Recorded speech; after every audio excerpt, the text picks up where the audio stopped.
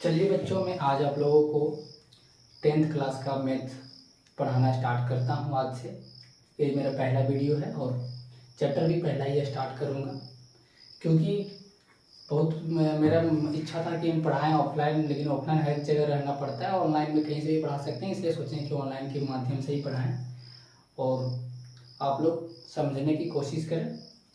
समझाएंगे अच्छा है। तो चलिए सबसे पहले स्टार्ट करते हैं। यूक्लिड डिवीजन प्रेमिका फर्स्ट चैप्टर है और इससे अभी के सिलेबस के अनुसार देखें तो 5 नंबर आता है, 3 नंबर ऑब्जेक्टिव और 2 नंबर का आता है सब्जेक्टिव। और यही लॉकडाउन के पहले के था, उस टाइम 2 या 3 नंबर का आता था, इतना ही आता था। तो जो भी है सिलेबस आने पर भी बताएंगे कितना नंबर आता है। अभी तो पिछले हिसाब से ही चलेंगे सिलेबस के। तो यूक्लिड डिवीजन प्रेमिका क्या है, इसमें एचसीएफ और एलसीएम से सीखना है, जो हम लोग सब लोग छोटे में ही पढ़े रहते हैं। बस इसको यहाँ ओवरऑल यूक्लिड डिवीजन प्रेमिका में कन्वर्ट करके बनाना पड़ता है, 1-2 सिद्ध करना पड़ता है। तो सबसे पहले हम लोग सीखते हैं कि एचसीएफ और एलसीएम निकालते कैसे हैं गुणनखंड विधि से, क्योंकि 1 नंबर का पूछा जाता है ये ऑब्जेक्टिव में। तो चलिए हम दिखाते हैं सबसे पहले क्या है। मान लीजिए कोई अंक है, उसका हम लोग कैसे निकालेंगे। जैसे में अगर हम ले लेते हैं 240 और 180, यानी कि सबसे पहले लिख लेते हैं कि गुणनखंड विधि से एचसीएफ और एलसीएम कैसे निकालें। गुणनखंड विधि से एचसीएफ और एलसीएम ज्ञात करें। तो चलिए हम लोग देखते हैं कि पहला में अगर 240 और 180 दे दिया तो इसको हम गुणनखंड विधि से एचसीएफ और एलसीएम दोनों कैसे निकालेंगे। तो हम लोग सबसे पहले दोनों का एलसीएम निकालेंगे। कैसे एलसीएम है, गुणनखंड तो वही होता है, एलसीएम साइड में अगर करते हैं 240 का हम लोग, तो सबसे पहले 2 से देखते हैं, जो कि सब लोग जानते हैं कि अगर लास्ट में इकाई 0, 2, 4, 6, 8 रहे तो 2 से चल जाता है। 3 से देने के लिए एक चीज़ और जान लो कि अगर कोई अंक कहे जाने कि 3 से कटेगा कि नहीं कटेगा, तो तीनों अंक को जोड़ने के बाद अगर जो अंक आता है अगर वो 3 से विभाजित हो जाता है, शेषफल अगर 0 बचता है तो वो अंक 3 से कट जाता है। वो भी सिखाएंगे आगे। तो सबसे पहले हम लोग यहाँ करते हैं कि 2 से देते हैं। अंक यहाँ आ गया 120, फिर 2 से देंगे 60 आएगा, फिर 2 से देंगे 30 आएगा, फिर 2 से देंगे 15 आएगा। जैसे हम बता रहे थे 3 से कहे जाएंगे, तो मान ले 5 और 1 6 हुआ, 6 3 दूना 6 आ रहा है ना विभाजन में, इसलिए 3 से चल जाएगा, यानी कि 3 5 15 आया। इसका आ गया मेरा 2 गुना 2 गुना 2 गुना 3 गुना 5, और एक और है 180, इसका निकालेंगे तो कितना आ जाएगा।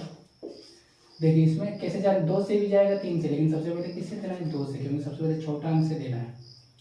तो यहाँ आ जाएगा मेरा 2 9 18, फिर आ जाएगा 90, फिर 2 से देंगे तो आएगा 45। अब 2 से नीचे आएगा तो 3 से चल जाएगा, क्योंकि 5 और 4 9 होता है, 9 3 से विभाज्य है, इसलिए 3 से देंगे। 3 एकम 3 3 5 15 आएगा, फिर 3 5 15 आएगा, यानी कि इसका आया 2 गुना 2 गुना 3 गुना 3 गुना 5। इसको हम लोग जब भी लिखेंगे अब गुणनखंड विधि में, तो सबसे पहले इस तरह लिखना है कि अगर 240 का लिखेंगे तो जितना है उसको उतना पर घात करेंगे, यानी कि 2 4 है तो 2 का पावर 4 लिख देंगे, और 3 है और 5 है। 240 का कितना आया 180 का देखते हैं। 2 2 बार है, 3 भी 3 2 बार है, और 5 1 बार है, यानी कि 2 का पावर 2 आया, 3 का पावर भी 2 आया, और 5 आया। अब हम लोग एलसीएम निकालेंगे तो कैसे निकालेंगे। इसमें एलसीएम निकालने के लिए सबसे पहले हम लोग देखते हैं कि जिसका पावर सबसे बड़ा हो उसको उठाना है, और जिसका नहीं भी रहता है, सिंगल भी रहेगा, उसको भी उठाना है। जैसे इसमें उठाएंगे, दोनों में से एक उठाएंगे, 2 का पावर 4 को। इसमें 3 और 3 का पावर 2 है तो इसको उठाएंगे, 3 का पावर 2 को, और यहाँ पर उठाएंगे केवल 5, क्योंकि एक ही है। इसके बाद में मेरा आ जाएगा, इसको करने पर 2 को 4 बार गुना करेंगे तो 2 दूना 4 4 दूना 8 8 दूना 16 आ जाएगा, और 3 3 9 आ जाएगा और 5 आ जाएगा। यहाँ 16 पच्चे 80 आ जाएगा और 9 8 72 यानी कि 720 मेरा आएगा एलसीएम। 720 आ जाएगा मेरा एलसीएम। और एचसीएफ निकालने के लिए जो जिसका घात सबसे बड़ा हो बस केवल उसी को लेंगे। तो एचसीएफ में हम लोग क्यों कहते हैं, एलसीएम में जिसका घात ज़्यादा रहता है वो लेना है और एचसीएफ में जिसका घात कम रहता है। यानी इसमें सबसे कम क्या है, 2 का पावर 4 या 2 का तो पावर 2 था, 2 का पावर 2 है तो 2 का पावर 2 ले लेना है। इसमें 3 का पावर 2 है, 3 है यानी कि 3 1 है, मतलब यहाँ 3 का पावर 1 3 ले लेंगे। और ये दोनों 5 में तो एक ही है तो एक तो लेना पड़ेगा 5। अब हम लोग गुना करते हैं 4 3 5, 4 3 12 25 60 है, यानी कि एचसीएफ कितना मेरा आ गया 60 आ गया। तो इस तरह से हम लोग बनाना है गुणनखंड विधि वाला, इसी तरह से हम बनाना है जिसका घात। 1 2 और एग्जाम्पल देते हैं, अगर सीख गए होंगे तो आप प्रैक्टिस कर रहे हैं, ऐसे ही बहुत है, ले लेकर प्रैक्टिस करते रहिएगा गुणनखंड विधि से दोनों, क्योंकि 1 नंबर के लिए पूछा जाता है। सेम इस तरह से एग्जाम में बना देना है और आपको लिख देना है कि एलसीएम बराबर 720 और एचसीएफ बराबर 60 आंसर। तो चलिए जब तक फिर इसको क्लीन करते हैं फिर आगे बताते हैं। तो चलिए हम लोग पहला हो गया, दूसरा देते हैं आपको। दूसरा क्या दे रहे हैं, मतलब वही 320 और 360 का देखते हैं कितना है, 320 और 360। दूसरा आपको दे देते हैं 305।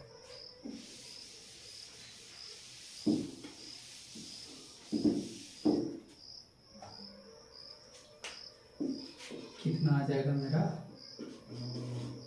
320 और 360। इसका देखते हैं क्या होगा। तो 320 का देखते हैं, इधर ही खंड करके 320 2 से चल जाएगा 2 6 0, फिर 2 से जाएगा 80, फिर 2 से जाएगा 40, 2 से जाएगा 20 10 5, आनी थी 1 2 3 4 5 6, 2 का घात 6 है और 1 पर 5 है। फिर आएगा मेरा 360 का, 360 का देते हैं,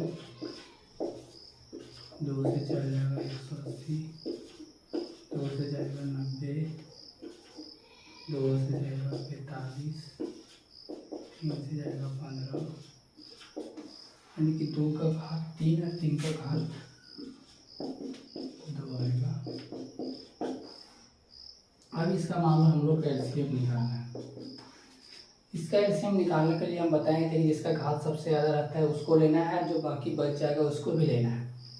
2 का पावर 6 है, 2 का पावर 3 है तो बड़ा वाला लेंगे, 2 के पावर 6, 5 एक ही है मिल रहा है।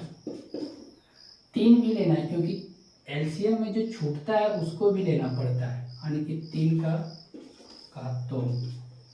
इसका आ जाएगा मेरा 2 दूना 4 दूना 8 दूना 16 दूना 32 दूना 64। इसका कितना आ जाएगा 64,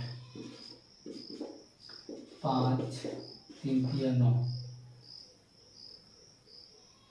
अब फिर इसको गुना करेंगे, 9 बचे 45, चतुराई इससे गुना करते हैं, 5 चौके 20 और 6 बचे 30 और 3 32, 320 गुना 9 आएगा 0, 9 दूना 18, 9 3 27, 1 28, यानी कि 2880 इसका आया एलसीएम।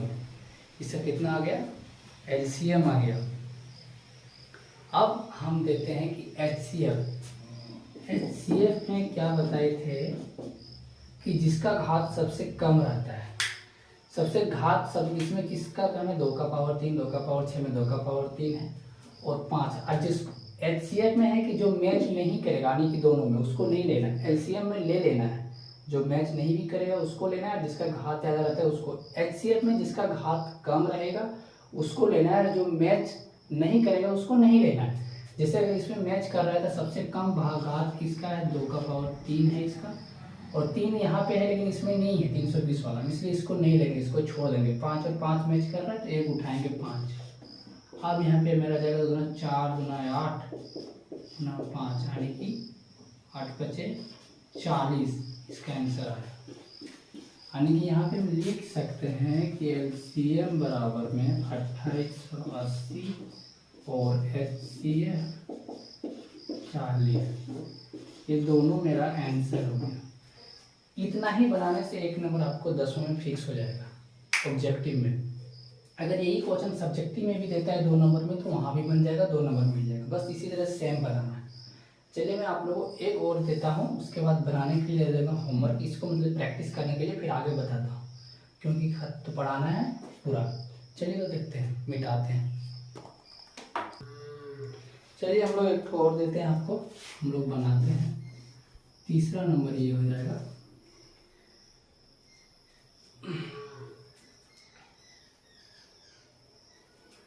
81, 108 और 117 ले लेते हैं।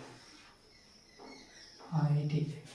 तो सबसे पहले 81 का हम लोग निकाल के देखते हैं। 81 का क्या आ जाएगा, यहाँ पे निकालो।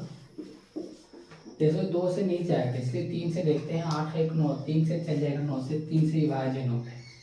3 से देंगे 3 दूना 6 बचा 21, 3 7 21, फिर 3 से दूंगा 3 9 27, फिर 3 से दूंगा 3 3 9, यानी कि इसका 3 का घात आ जाएगा मेरे 4।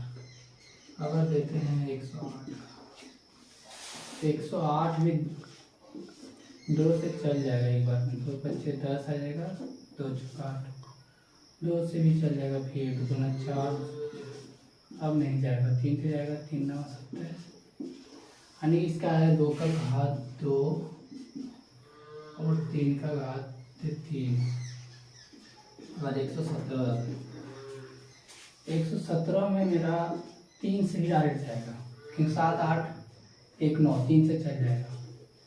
3 3 9 बचा 2 और 3 9 27, फिर 3 से लेंगे तो 13, यानी कि 3 का स्क्वायर गुना 13।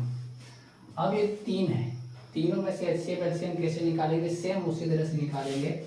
जैसे अगर हम LCM लेते हैं जिसका घात सबसे ज़्यादा होता है, मैच क्या कर रहा है, केवल 3 और कोई भी नहीं कर रहा, यानी कि 3 का घात सबसे ज़्यादा कितना है, 3 4 है।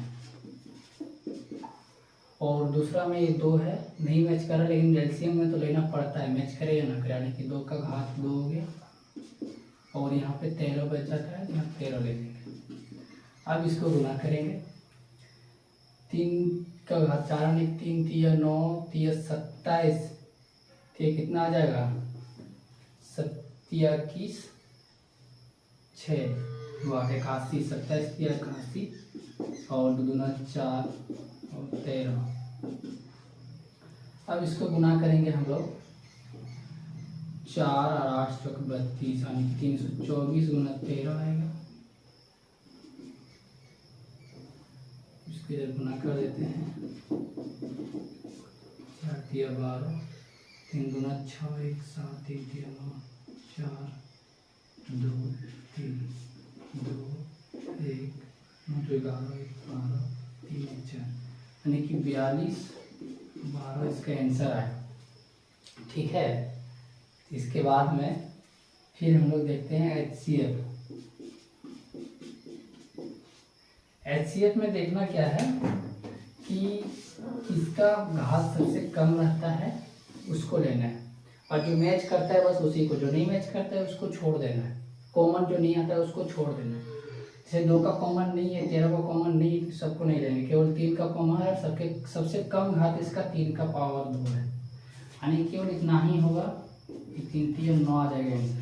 इसलिए कंफ्यूज नहीं होना है, सीधी सी बात है कि जो LCM में हम लोग करते हैं कि जिसका घात सबसे ज़्यादा रहेगा उसको लेना है कॉमन में, जो बाकी छूट जाएगा उसको भी लिखना है। और HCF में जो कॉमन है उसी को लेना है, लेकिन सबसे कम घात वालों को लेना है, जो नहीं है कॉमन उसको छोड़ देना है। तो इसका आ जाएगा मेरा LCM बराबर आ जाएगा, इसका आंसर आपका 42 12 और HCF बराबर आ जाएगा 9। इसका आंसर यही हो जाएगा। चलिए आप लोग सीख गए होंगे, पूरा भरोसा है। और अगर कुछ कन्फ्यूजन भी होगा तो आप लोगों को हम दे रहे हैं कुछ ऐसा ही, उसको बनाने की कोशिश कीजिएगा, प्रैक्टिस कीजिएगा, सीख जाइएगा। ये अगर आप बना लिए तो आपका 3 नंबर चाहे 2 नंबर फिक्स हो गया है, ये 100% गारंटी है। और ऐसी तो हम लास्ट में इसका पूरा यूनिट डिवीजन प्रेमिका से जो इम्पोर्टेंट क्वेश्चन रहेगा वो देंगे, सिलेबस के अनुसार देंगे, उससे एक भी बाहर नहीं आएगा। अगर हम 10 क्वेश्चन बताएं तो उसी के अंदर आएगा, 100% गारंटी है।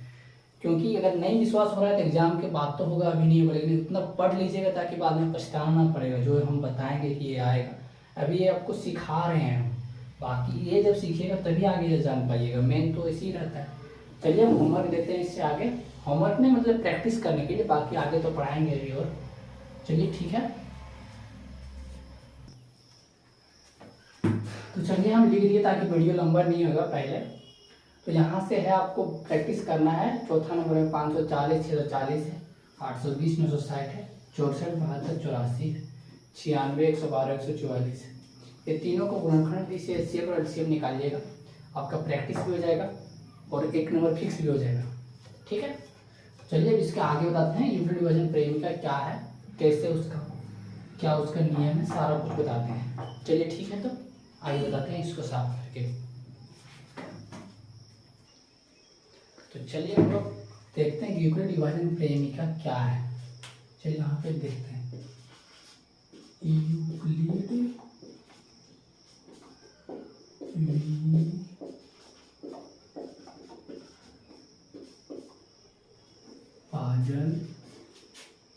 प्रेमिका।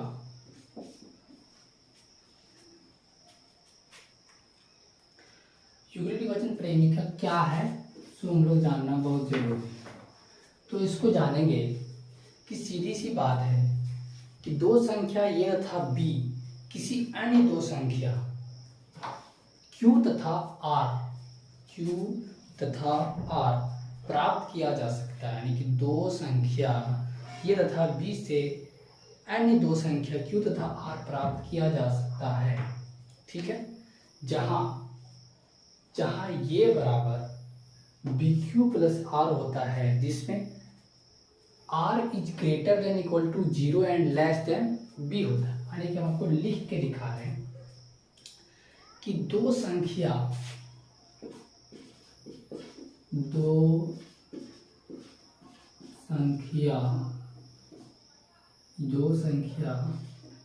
ये तथा B से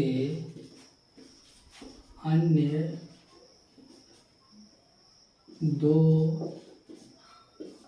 संख्या Q तथा R प्राप्त किया जा सकता है, जहां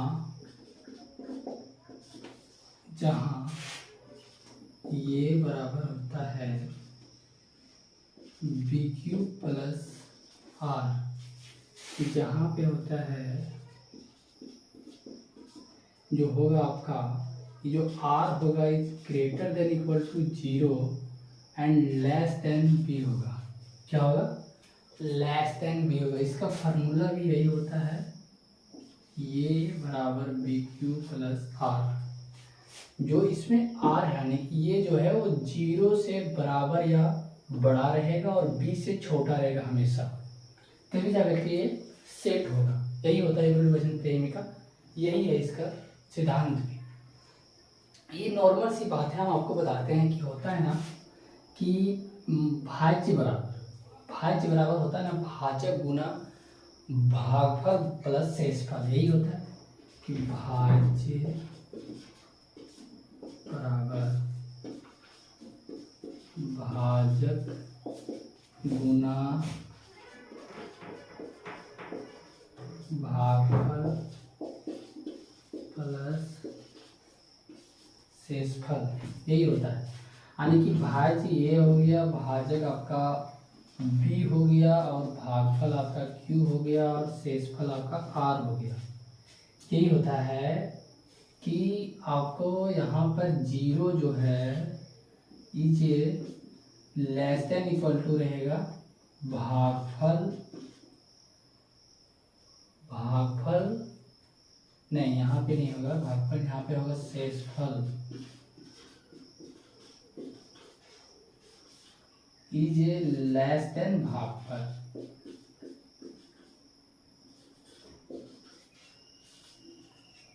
ये हुआ इसका हिंदी में, यही चीज जो लिखा हो वहाँ पे ये वाला यहाँ पे, यही होता है यूनिट डिवीजन प्रेमिका का सिद्धांत, पूरा यही है। इसी पर पूरा क्वेश्चन बनेगा। आपको हम बताते हैं, इससे उदाहरण में भी दिया हुआ है, उदाहरण 2 और उदाहरण 3 में सेम इसी का सिद्ध करना है। आपको उदाहरण 2 बता दे रहा है, ऐसे तो उदाहरण आप लोगों को खुद प्रैक्टिस करना चाहिए, लेकिन हम बता दे रहे हैं उदाहरण 2 सेम इसी पर बनता है। चलिए मैं आगे आप लोगों को बताता हूँ, उसके बाद फिर एक्सरसाइज बताएंगे, ठीक है।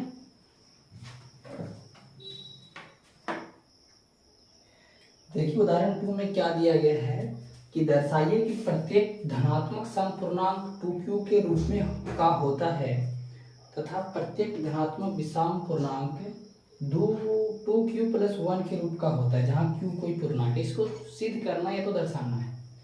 तो चलिए इसको हम लोग बनाते हैं, देखते हैं कैसे सिद्ध करेंगे। इस क्योंकि क्वेश्चन पूछा जाता है एग्जाम में इसी टाइप का। सबसे पहले हम लोग लेते हैं कि माना कि ये कोई धनात्मक पूर्णांक, हम डायरेक्ट आंसर लिख रहे हैं, ठीक है। उदाहरण 2 का माना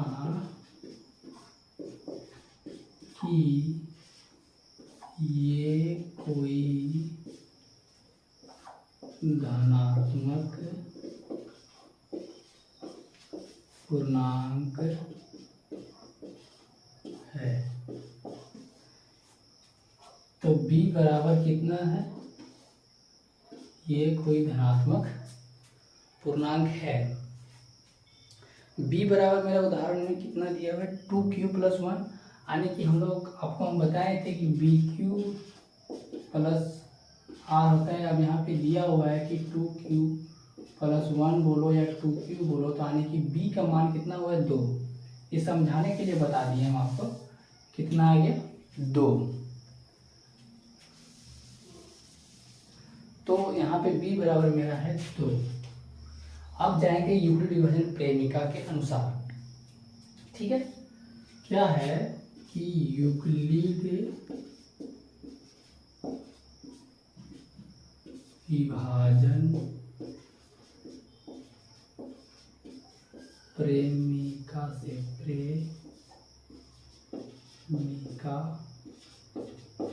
से दिया हुआ है कि b बराबर, ये बराबर जो मेरा है bq + r, जहाँ जो मेरा रहेगा 0 less than equal to r is less than b, यही है। अब यहाँ पे जाएंगे कि ये बराबर में b का मान दिया हुआ है 2q + r, जहाँ को हम ऐसे भी डिनोट करते हैं, ठीक है, इसलिए ऐसे लिख देते हैं 0, r का मान पता नहीं है, b का मान कितना मेरा आ गया है 2।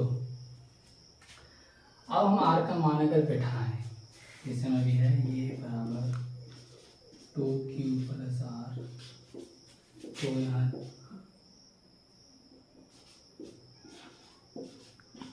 लिखते हैं, लेकिन r का मान मेरा कितना आ गया 2 से छोटा 0 से बढ़ाना है, तो बराबर, यानी कि 0 1 2 ही आएगा, क्योंकि 2 से छोटा बोला है तो 2 लिख नहीं सकते। अब यहाँ r का मान अगर हम बैठा है तो क्या आएगा, सीधे सीधे लिखते हैं कि r का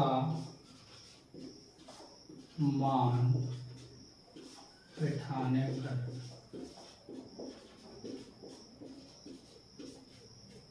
मेरा आ जाएगा 2q + 1, यही 2 चीज़ आएगा, क्योंकि 0 अगर यहाँ पे बैठाएंगे तो 0 प्लस करने से कोई फायदा ना, तो 2q लिख दिए, और r की जगह में जब 1 बैठाएंगे तो 2q + 1 आया, ठीक है। अब इसके आगे हम लोग क्या लिखना है कि अतः, यहाँ पे हम लोग लिखेंगे कि अतः सम धनात्मक पूर्णांक 2q हो गया और विषम धनात्मक पूर्णांक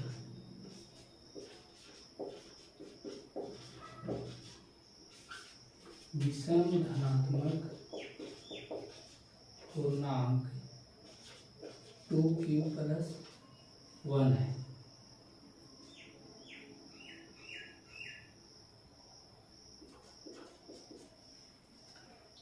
ये मेरा सिद्ध हो गया। यही सिद्ध करने भी बोला था, दिखाने भी बोला था कि क्या होता है धनात्मक विषम पूर्णांक के रूप में। यहाँ पे ये लिख सकते हैं कि धनात्मक पूर्णांक लिखना के यहाँ रूप में होता है, रूप में होता है।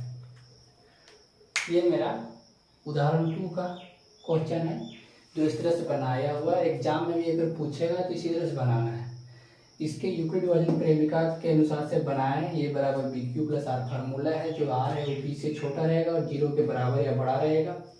तो हम लोग यहाँ पे 2 से छोटा दिया हुआ है B का मान, तो R का मान 2 लिख दिए कि 0 और 1 ही हो सकता है, क्योंकि 2 से छोटा और 0 से बड़ा पूछा है बराबर, तो 0 और 1। R का मान बैठाएं तो यहाँ R की जगह पे 0 तो 2q केवल आया, 1 बैठाएं तो 2q + 1 आया। जब 1 नहीं है तो ये सम धनात्मक पूर्णांक हुआ और 1 है तो विषम धनात्मक पूर्णांक हुआ। ऑब्जेक्टिव में इन सब ये भी पूछा था कि अगर ये दे देगा और बोलेगा ये क्या है, कौन सा धनात्मक पूर्णांक है, तो यहाँ पे ये सम धनात्मक पूर्णांक होगा। और अगर 1 रहे, 3 रहे, 5 रहे तो विषम धनात्मक पूर्णांक रहता है। अगर यहाँ पे 0 जैसे सिंपल इस तरह रहेगा, 2 रहे, 4 रहे तो सम धनात्मक पूर्णांक होता है। ये एग्जाम में भी पूछा जाता है। चलिए अब हम आप लोगों को अगर लिखना है या स्क्रीनशॉट लेना है ले ले। आपको बताते हैं फिर एक्सरसाइज का सारा क्वेश्चन, क्योंकि जल्दी भी बनाना है। एक वीडियो देखते देखते आप लोग तो बोर भी होते जाएंगे, इसलिए पढ़ना भी बहुत ज़रूरी है ना। ठीक है, प्रश्नावली 1.1 से हम लोग स्टार्ट करते हैं। प्रश्नावली 1.1 का पहला क्वेश्चन क्या है कि निम्नलिखित संख्याओं के HCF ज्ञात करने के लिए यूक्लिड विभाजन एल्गोरिदम का प्रयोग कीजिए। पहला नंबर क्वेश्चन है 135 और 225। इसका HCF निकालना है, सीधी सी बात है। जिस तरह हम लोग छोटे में निकाले थे तो इसी को बोलते हैं HCF निकालना। इसी तरह से निकाला जाता है। कैसे निकालेंगे देखो, एक बता देते हैं, बाकी आप लोग तो बना लीजिएगा। 135 से 225 को देना है। कितना बार में जाएगा, एक बार में। 135 गया, 5 में 5 तो 0, 12 में 3 तो 9, यहाँ कट गया। उधर फिर से 135, अब आ जाएगा, फिर भी एक बार में ही जाएगा। 5 में 0 तो 5 आएगा, 13 में तो 4 आएगा। अब 90 आएगा, 2 बार में चल जाएगा, 90 कट गया। यानी कि इसका HCF कितना आया, 43। आंसर हो गया। इतना आसान है, इसी बनाना था। दूसरा नंबर में क्या है आपका 196 और 3820 है या 8220 है। फिर है 867 और 255। ये दोनों आपसे बन जाएगा और आप लोग बना भी लीजिएगा, प्रैक्टिस कर लीजिएगा। कोई टफ नहीं है, जो पढ़ने लायक नहीं है। इससे दूसरा नंबर बता दिए, जैसे उदाहरण 2 है वैसे ही दूसरा नंबर का क्वेश्चन है। दूसरा नंबर क्वेश्चन भी आप लोगों को बता देते हैं, ठीक है। चलिए बताते हैं। चलिए दूसरा नंबर क्वेश्चन क्या है, हम लोग जानते हैं कि दर्शाइए कि कोई भी धनात्मक विषम पूर्णांक 6q + 1 या 6q + 3 या 6q + 5 के रूप का होता है, जहाँ q कोई पूर्णांक है। जिस तरह उदाहरण 2 में पूछा था ना कि सम धनात्मक पूर्णांक और विषम धनात्मक पूर्णांक दोनों पूछा था, इस तरह इसमें केवल विषम धनात्मक पूर्णांक पूछा है। तो हम लोग चलिए निकालते हैं, बहुत ही आसान है। क्वेश्चन नहीं लिखते हैं, इसको सीधा उसी तरह से मानते हैं कि माना कि ये कोई धनात्मक पूर्णांक है, ठीक है। माना कि ये कोई धनात्मक पूर्णांक है। ठीक है, और b बराबर इसमें दिया हुआ है 6, क्योंकि दिया हुआ देख लो कि 6q+1 या 6q+5 आने की जो समझाए थे कि bq+r होता है, उसी तरह से b का मान 6 है। अब यहाँ पे लिखेंगे कि यूक्लिड विभाजन प्रेमिका से, यूक्लिड विभाजन प्रेमिका से, ठीक है, क्या दिया हुआ है बताता है कि ये बराबर में bq+r, जहाँ 0 < r < b, यही होता है। तो ये बराबर हमारा b दिया हुआ है 6q+r, यहाँ ऐसे हो जाएगा मेरा, अब फिर से आ जाएगा मेरा r का मान बैठाने पर हम r का मान लिखेंगे, अगर 6 से छोटा और 0 से बड़ा या 0 हो जाएगा 1 2 3 4 5 तक हो गया, 6 से छोटा बोला है। अब हम लिखते हैं कि r का मान बैठाने पर, r का मान बैठाने पर, तो r का मान बैठाएंगे तो क्या आ जाएगा 6q प्लस, पहले 6q आएगा, फिर 6q+1 आएगा, फिर 6q+2 आएगा, फिर 6q+3 आएगा, फिर आएगा आपका 6q+4 आएगा, 6q+5 आएगा। इतना है टोटल। अब इसमें पूछा है कि क्वेश्चन में कि विषम धनात्मक विषम पूर्णांक, यही ना पूछा है, धनात्मक विषम पूर्णांक क्या क्या होगा, जो हमको सिद्ध करना दिया। तो हम लिखेंगे कि चूंकि 6q+2 6q+4 सम धनात्मक पूर्णांक है, सम धनात्मक पूर्णांक है, इसलिए 6q+1 6q+3 6q+5 विषम धनात्मक पूर्णांक है। क्या हो गया मेरा, प्रूफ हो गया। दूसरा नंबर क्वेश्चन बन गया। कितना क्वेश्चन नंबर है, दूसरा का आंसर है, ठीक है। यहाँ से हम लोग बनाएंगे यहाँ तक, इतना ही बन गया।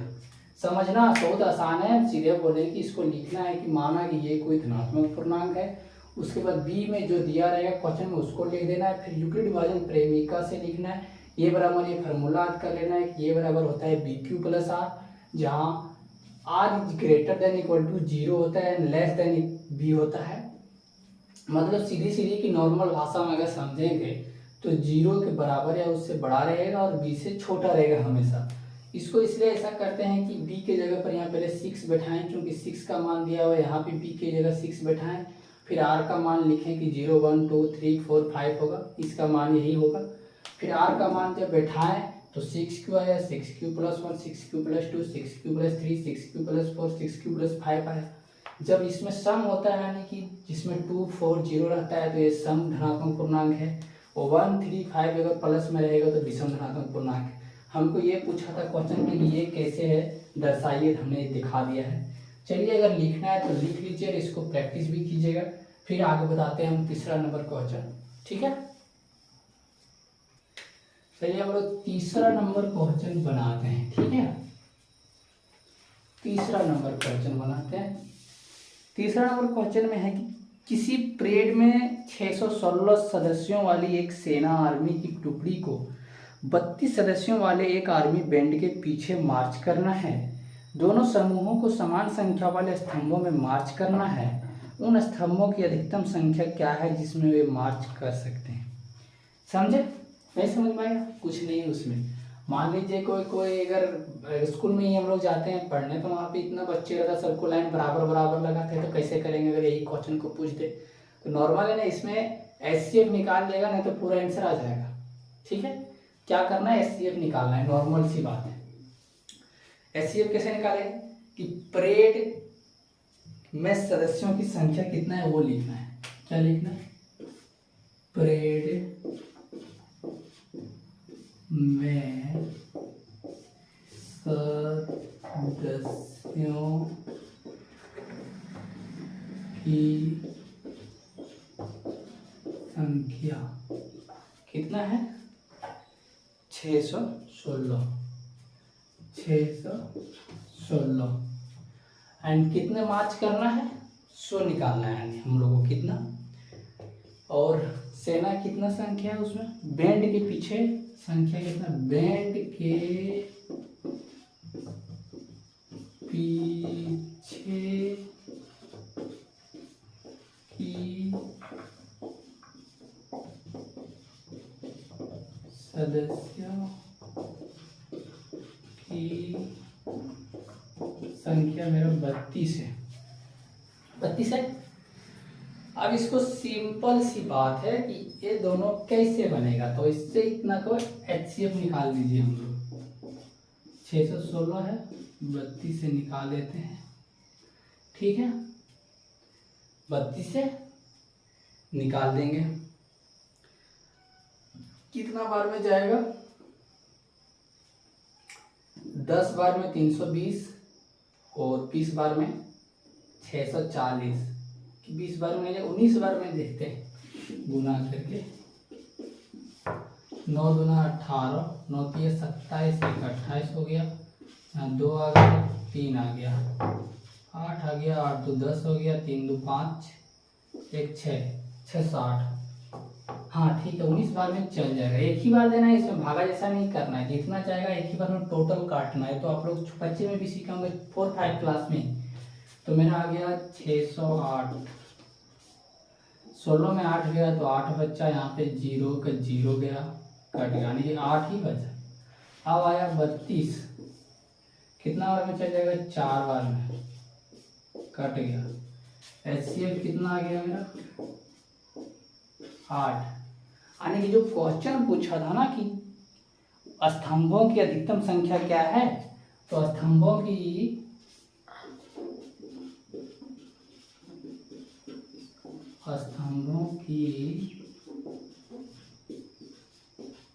अधिकतम संख्या कितना हो जाएगा? 8 आंसर। ठीक है, बस ऐसे ही बन जाएगा ये क्वेश्चन, बहुत ही आसान है। चलिए फिर हम लोग को चौथा बताते हैं। चौथा में क्या है कि यूक्लिड विभाजन प्रेमिका का प्रयोग करके दर्शाइए कि किसी धनात्मक पूर्णांक का वर्ग किसी पूर्णांक m के लिए 3m या 3m के +1 के रूप में होता है। यानी कि b की जगह में केवल m कर दिया है और कुछ नहीं किया है। ठीक है, चलिए हम आप लोगों को इसके भी बताते हैं। तो चलिए हम लोग चौथा नंबर क्वेश्चन बनाते हैं, बस उसी तरह से। सबसे पहले मानेंगे, पहले आंसर लिख लेते हैं इस तरह। पहले माने कि माना कि ये कोई धनात्मक पूर्णांक है।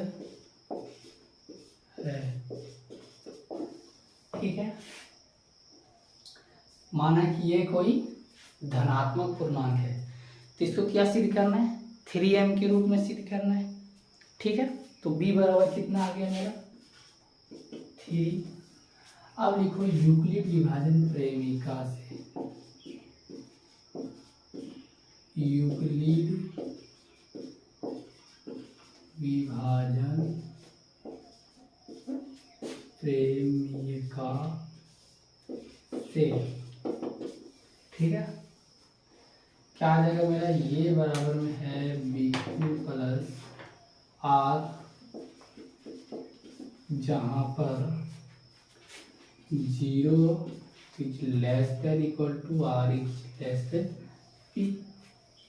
फिर हो गया मेरा ये बराबर में B3 है, 3Q प्लस आर आया, जहाँ पर जो आएगा मेरा 3 से छोटा आएगा। फिर मेरा आर का मान कितना कितना आ गया, 0 1 2 इतना आएगा।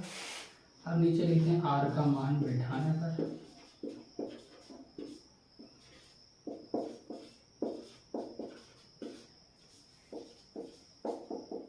ठीक है। आर का मान बैठाएंगे तो आ जाएगा मेरा 3Q कॉमा में 3Q प्लस 1 3Q प्लस 2 इतना आएगा। अब क्वेश्चन में पूछा है कि इसका वर्ग पूछा है, ठीक है। लिखते हैं वर्ग करने पर, वर्ग करने पर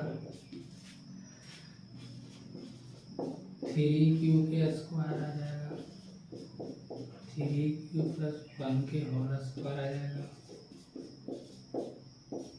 इतना का स्क्वायर आ जाएगा, ठीक है। इतना ही आएगा।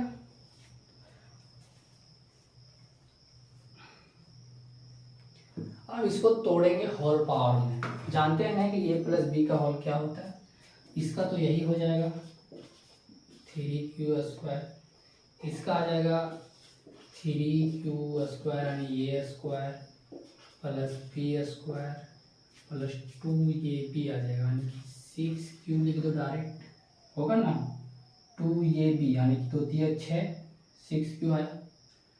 फिर कॉमा में आ जाएगा 3Q का भी स्क्वायर आ जाएगा, प्लस में 4 आ जाएगा क्योंकि 2 का स्क्वायर यानी कि b का स्क्वायर, 2ab होगा यानी कि 2 3 6 दोनों 12Q हो जाएगा, कितना आ जाएगा 12Q आ जाएगा। अब हम लोग इसको लिखेंगे 3Q स्क्वायर है 3Q है, फिर हो जाएगा मेरा, इसको तोड़ लेते हैं पूरा, 3Q स्क्वायर कॉमा 9Q हो गया, 9Q square plus 1 plus 6Q comma में आ जाएगा फिर 9Q स्क्वायर प्लस में 4 प्लस में 12Q, इतना आएगा। इसके आगे फिर बताते हैं कि कैसे सिद्ध करेंगे। सो इसको साफ करते हैं, इतना ले लीजिए, उसके आगे फिर लिखेंगे, ठीक है।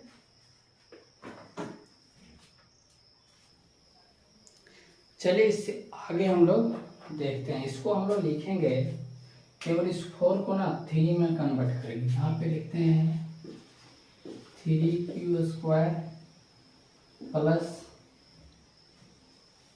9Q square plus 6Q plus 1, फिर आ जाएगा 9Q square plus 12Q plus 4 को ना 3 प्लस 1 लिख देते हैं, तभी ये कॉमन आएगा, ठीक है। अब हम लोग इसको सबको लिख देते हैं कि अतः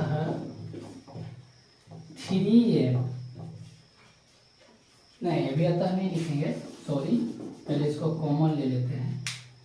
यहाँ पे 3 कॉमन ले लेंगे तो सभी से 3 कॉमन आ जाएगा, ठीक है। तो सबसे पहले कॉमन लेते हैं, यहाँ पे ये तो 9 है ना, सॉरी,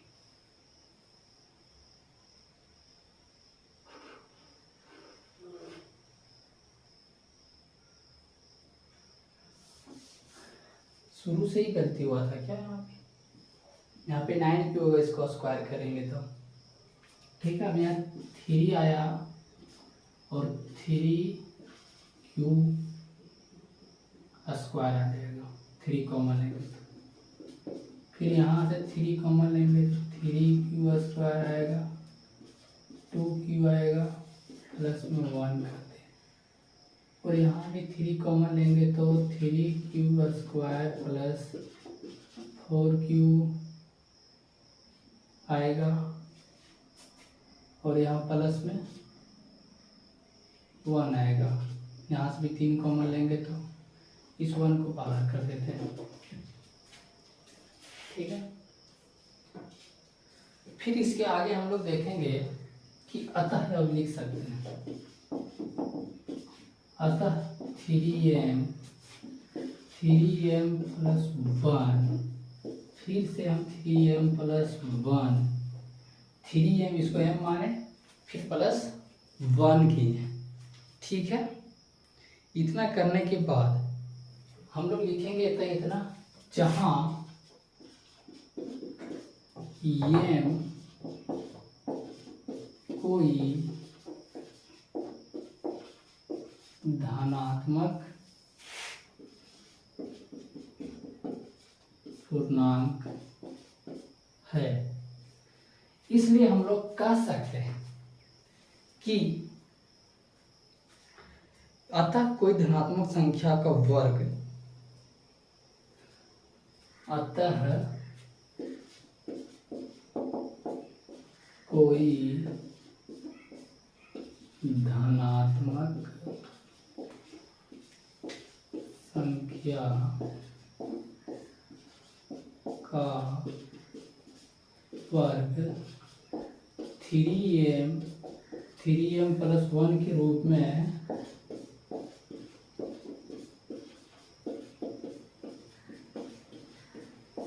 होता है। ठीक है, यहाँ तक ये प्रूफ हो गया, लंबा इतना है। बाकी अगर देखें ना तो शायद ये क्वेश्चन जल्दी से नहीं पूछा जाता है। इसमें एक आगे एक्सरसाइज में है कि इतना प्लस इतना को सीधी जो उदाहरण 2 उदाहरण 3 में था उसे अगर पूछा भी जाएगा तो कोई दिक्कत नहीं, बहुत ही आसान है, सारा सेम वही बनता है। बस यहाँ से जो था ना कि वर्ग करने पर जो था वहाँ से वर्ग किए, उसको तोड़ेंगे, तोड़ने के बाद ये फॉर्मूला आएंगे, उसके बाद में फिर यहाँ इसको कॉमन ले लेंगे। 5वां नंबर क्वेश्चन में इसी तरह से है, वो आप लोगों से बन जाएगा, केवल हिंट दे रहे हैं। अगर नहीं बनेगा तो फिर कमेंट कीजिए, तो उसका भी वीडियो बना के भेज देंगे। लेकिन देखिए उसमें क्या है कि यहाँ जहाँ वर्ग किए वहाँ पे क्यू करेंगे, क्यू करने के बाद में उसको क्यू के फॉर्म में तोड़ेंगे। ठीक है, क्यू के फॉर्म में तोड़ने के बाद जहाँ आएगा उसके बाद सेम क्यू आएगा, यहाँ पे एक बार और गुना होगा, यानी कि 27 आएगा। इस तरह से करके यहाँ भी 27 आएगा। तो यहाँ पे कॉमन करने के बाद में, ठीक है, जैसे 5वां नंबर में क्या है कि यूक्लिड वजन परिमिका का प्रयोग करके दर्शाइए कि किसी धनात्मक पूर्णांक का घन 9m प्लस 1 या 9m प्लस 8 के रूप का होता है। सेम इसी तरह से आएगा। यहाँ जब कॉमन लेंगे हम लोग 3 का तो 27 रहेगा यहाँ पे। ठीक है, तो 3 का कॉमन लेंगे तो 9 बचेगा। बस वही चीज लिखना है कि जब यहाँ 9 लिखेंगे जो बचेगा यहाँ पर कि 9m प्लस 1 आएगा, 9m प्लस 8 आएगा। फिर लिख देंगे कि अतः इतना, जहाँ m कोई धनात्मक पूर्णांक है, अतः कोई धनात्मक संख्या का वर्ग 9m प्लस 9n प्लस 1 इस सब के रूप में होता है। सेम इसी तरह से बनेगा। थोड़ा सा अपना दिमाग लगाना पड़ेगा, थोड़ा सा, उतना अगर खुद से बनाएंगे ज़्यादा दिन तक आज भी रहेगा, ये चीज़ होता है। और इसके आगे फिर हम लोग नेक्स्ट वीडियो बनाएंगे एक्सरसाइज 1.2, उसका सारा डिटेल ही बताएंगे। जाते आते मैं एक थॉट शेयर करना चाहूँगा कि यदि मान लो को पढ़ता है तो उसको पढ़ेगा तभी कुछ होता है। यदि किसी के मन में सीखने की लगन ना हो, यानी कि जानने की लगन ना हो या सीखने की लगन ना हो, तो कोई भी उसे सिखा नहीं सकता। क्योंकि फूंक मारकर आप उस ढेर को जला सकते हैं जिसमें चिंगारी हो। फूंक मारकर उस ढेर को जला सकते हैं जिसमें चिंगारी हो, पर राख के ढेर में फूंक मारकर आप रोशनी की आशा नहीं कर सकते। मतलब समझे कि अगर कोई चिंगारी रहेगा उसमें फूंक मारेंगे तो आग लगा सकते हैं, लेकिन अगर राख में मारेंगे तो नहीं प्रकाश। इसलिए जिसके पढ़ने की जिज्ञासा होगा, मन होगा, उसी को हम लोग पढ़ा सकते हैं, समझा सकते हैं, सिखा सकते हैं। जिसके पढ़ने का नहीं इच्छा है, इरादा नहीं है, उसको कितनों को सिखा दीजिए, पढ़ा दीजिए, वो नहीं पढ़ेगा। ये थोड़ा सा शेयर किए। ठीक है, इतना ही, आगे फिर बताते हैं। अभी नया है, हम लोग नया बना रहे हैं, थोड़ा गलती होगा और अंदर से थोड़ा कॉन्फिडेंस भी थोड़ा लो होगा, क्योंकि फर्स्ट बार कोई भी कुछ करता है तो अंदर से थोड़ा रहता है कि क्या होगा नहीं होगा। इसलिए जो भी कुछ होगा उसके लिए सॉरी, अगर कहीं कुछ गलती हुआ होगा तो बस बने रहिए। इतना तो भरोसा है कि एग्जाम तक आते आते इतना जरूर कंटेंट दे दूंगा कि मैथ से हमको लगता है कि एक भी क्वेश्चन बाहर नहीं आएगा जितना हम बोल देंगे, क्योंकि सिलेबस बताने के बाद तुरंत हम बताएंगे कि इसमें कौन कौन सा क्वेश्चन जो एग्जाम में पूछा जाता है और कौन कौन सा आता है। उससे ज़्यादा हमको नहीं लगता है कि बाहर आएगा एक भी क्वेश्चन, क्योंकि चेक भी रहता है कि बुक के अंदर से ही पूछता है, बस पढ़ना चाहिए। बुक तो इतना मोटा रहता है, पढ़ने लगेंगे तो उतना खत्म नहीं होगा, खत्म होगा तो आदमी नहीं होगा दिमाग। इसलिए जो सिलेक्टेड है उसको पढ़ना जरूरी ज़्यादा है। अच्छा से पढ़ना तो पूरा है, लेकिन सिलेक्टेड क्वेश्चन जानना जरूरी है ताकि एग्जाम में क्वेश्चन ना छूटे। ठीक है, चलिए ठीक है, आगे नेक्स्ट वीडियो में मिलते हैं, तब तक के लिए बाय। जय हिंद, जय।